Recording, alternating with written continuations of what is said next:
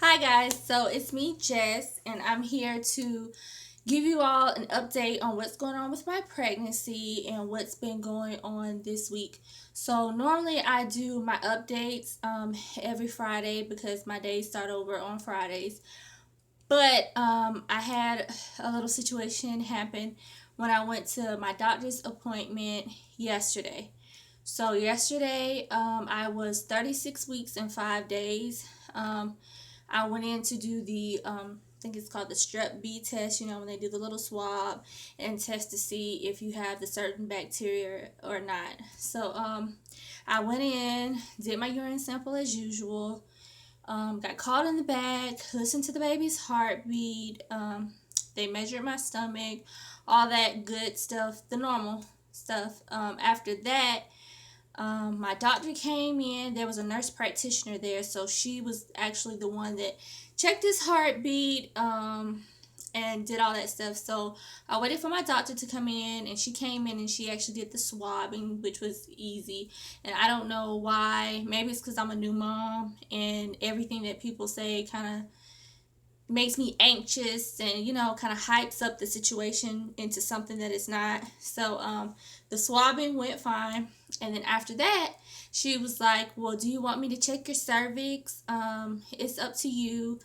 We really don't have to do that now. That starts next week, but if you want me to, I can. And I was like, well, since you're down there, you might as well. So she checked, and she was like, oh my gosh. And then, she went in a little deeper. And then I was like, please stop because you're hurting me. She was like, honey, you are 3 centimeters dilated.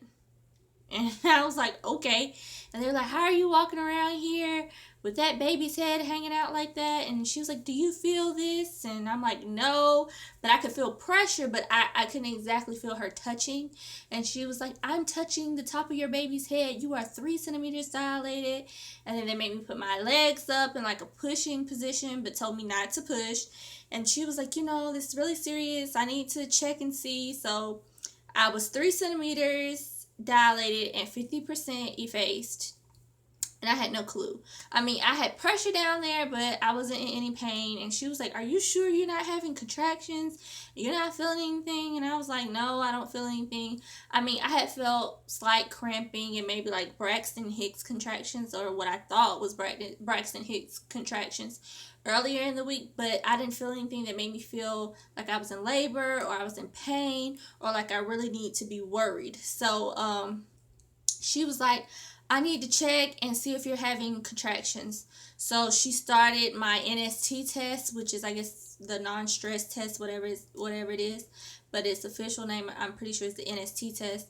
And so she brought me in the room, hooked me up, turned off the lights, left me in there for like 40 minutes. Well, first she left me in there for 20 minutes to check and see was I having contractions. So she looked to see if I was having contractions, and she didn't really see anything. So she made me stay another 20 minutes. But within this test, she said he failed the 15 by 15. So it's my understanding that every 15 minutes, I guess his heartbeat is supposed to increase by 15 beats per minute, and he was not doing any of that. So since he failed this test, she told me that she was going to do an ultrasound. So we did the ultrasound, and she checked for whatever 5 things it was. I think it was the amniotic fluid, movement, tone, his breathing, swallowing the amniotic fluid, and there was a fifth thing. I can't remember what it was. And she did the ultrasound for 30 minutes, and she did it herself. She didn't send me to a hospital. She didn't let another ultrasound technician do it. She did it herself and stayed there for the whole 30 minutes. And we saw certain things happen, but all of that didn't happen. My appointment was at 10:15 now. I ate before I went to my appointment, but by that time it was like 1:30 or 1 something, and my stomach was empty. I'm hungry. I had to use the bathroom, and pretty much he was just asleep. He wasn't doing anything. So he pretty much failed the ultrasound test as well because he wasn't doing much. And she was like, well, if he fails, well, the point is that if he would have failed the test, which like he did, and my amniotic fluid was low, then she was going to send me to be induced at the hospital. So she was like, even though he was just 36 weeks and 5 days, he was so close to 37 weeks that he should have been doing things that a 37-week baby would do. So she was like, even though he's 36 in 5 days, he should still be doing these things. So she told me come back tomorrow, which is today, Thursday, and that she was going to give me the test again, and that if I failed again, she would induce me. And so I went, I made sure I ate. This appointment was at 1 o'clock. I had to take it 24 hours from the time that the test started the previous day. So I went in, I ate, and this is for anybody else that experiences this. Your baby is in sleep cycles. I know for me, my baby is the most active at night. He sleeps during the day. So I made sure I ate. I ate kind of not light. I just had a large fry from Zaxby's, and then I got a medium Coke. So I made sure I put something soda, sugary, caffeine.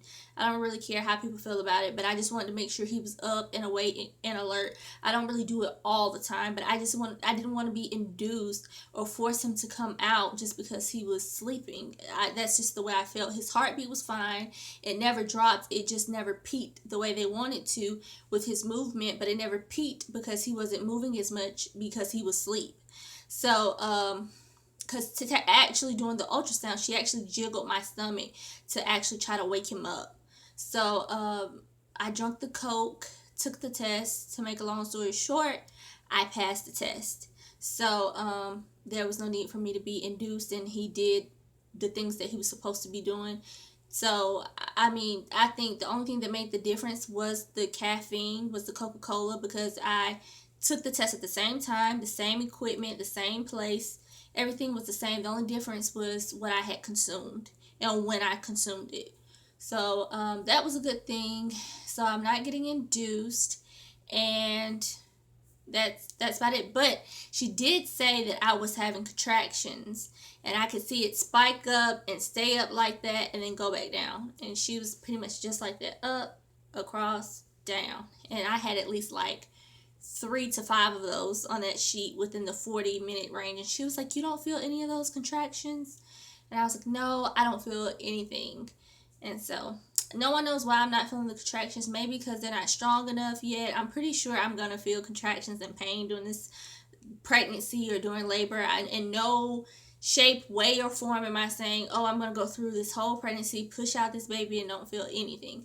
That's not what I'm saying. All I'm saying is that for right now, I guess my contractions are light, or I'm not feeling the things that typically most people will feel, but everybody's body is different. I found out when I was first pregnant that my cervix was posterior, so I don't know if that makes a difference or not, but I'm just telling my experience. And right now, I don't feel anything. At the moment when I was having those contractions, I didn't feel anything as well, but I'm pretty sure that will change as I become more dilated and as the contractions will more than likely intense, so get more intense. But yeah, that was it. Got sent home, everything's fine. So now instead of my appointments being every Wednesday, now my appointments are every Thursday. So I have an appointment next Thursday when I will be 37 weeks and 6 days. So this will be just I guess it's just a failed NST test / 37 weeks update, because I'll be 37 weeks tomorrow, and I don't think anything will change. But she said that he should be fine. If I want to walk around with his head down there and be 3 centimeters dilated, there's nothing wrong with that. There's no need to take him any early if I don't want to, and that's just my preference not to take him or want to be induced or anything like that. I'm not in pain. I'm okay. He's okay. So everything is fine, and I feel like there's no reason to induce. So he'll come when he's ready. And that's all the update that I have for you all. I hope this helps someone. I hope it relaxes some people that have failed the test before. If you're thinking about ways to keep your baby up or see if it makes a difference, I say try to drink something with caffeine, or like a caffeine or some type of beverage or soda or something sweet. So yeah, that's it. So I guess I'll stand up and show you all my belly, and this will be my 37-week update. So push this back a little bit. So, belly from the front, belly from the side, and belly from the other side. And this is my glider that I got as well. I never did get to show that to you all. So, Yeah, that's it. Thanks so much for watching, and I will see you hopefully next week in my next update. Bye bye.